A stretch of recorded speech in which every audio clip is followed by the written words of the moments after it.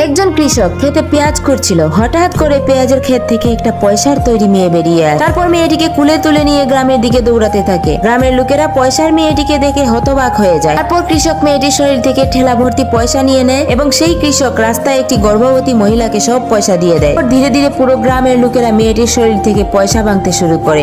একদিন মেয়েটির ভিডিও আমেরিকার পুলিশ দেখে ফেলে এবং পরের দিন আমেরিকার পুলিশ মেয়েটিকে ফিরিয়ে নিতে গ্রামে চলে আসে। আমেরিকার পুলিশ পয়সার মেয়েটিকে জোর করে টেনে নিয়ে যেতে থাকে। তখন কৃষক মেয়েটিকে বাঁচানোর অনেক চেষ্টা করে, কিন্তু পুলিশ মেয়েটিকে নিয়ে চলে যায়। তরমুজ বিক্রি করতে আমি বাজারে গেলাম। ঠিক আছে গিন্নি, দেখে শুনে বাজারে যেও। খুব তাড়াতাড়ি আমাকে বাজারে যেতে হবে। আমি আজ দিদিমাকে মজা দেখাবো। আরে এটা কি হচ্ছে? আমি তো পড়ে যাচ্ছি। হায় হায় রে, এটা কি হয়ে গেল?